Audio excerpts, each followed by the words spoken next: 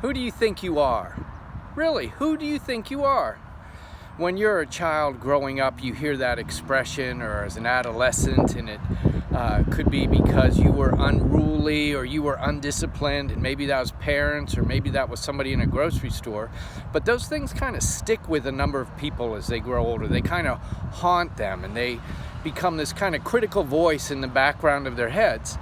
It can creep in when you're applying for college, or when you get into college, or when you start a class in college, of who do you think you are? Do you deserve to be in this class? Or when you're applying for a job, or when you're at a new job, who do you think you are? That voice can still be kind of calling in your mind. But I want to ask you a question. Who do you really believe you are? Do you understand who you are? Do you have a sense of really what your personality is? What are you like? What are your heart passions? What do you believe about yourself? And what are your abilities? And what's your personality like? Who do you really think you are?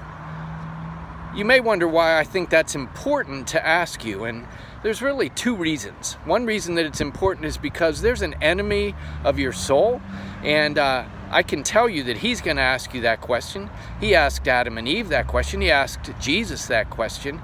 He's going to continually say, who do you really think that you are?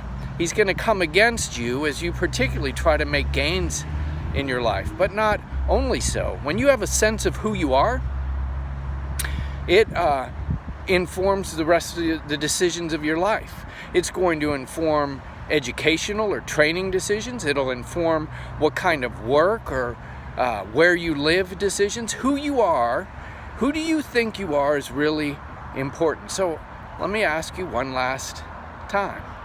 Who do you think you are? You know, you're actually answering that question whether you realize it or not. There's three possible answers. One is, I don't know who I am. And if you don't know who you are, then you're not really going anywhere with it. You're not making any decisions based on that. You're just living your life. Second possibility is sometimes people think they know who they are. It's really what I'd call kind of a wannabe answer. Well, I can tell you what I want to be, and they're basing their decisions in life on what they'd like to be, but it might not be alignment with who they really are. Thirdly, some people can say, well, here's who I am. Here's who I am, here's what I'm like, here's what I do to offer others a benefit, and here are the kind of people that I help. That kind of a life has function, has order, has direction, has a sense of authority and purpose, and it makes for courage and for good decision making. So I want to encourage you, if you're not sure who you are, you're kind of floating or being tossed around by waves or wind. And I want to encourage you, a really important thing in life is to give yourself to understanding who you are so that you can stand, move ahead, and find your best fits in this world. Have a great day. Bye-bye.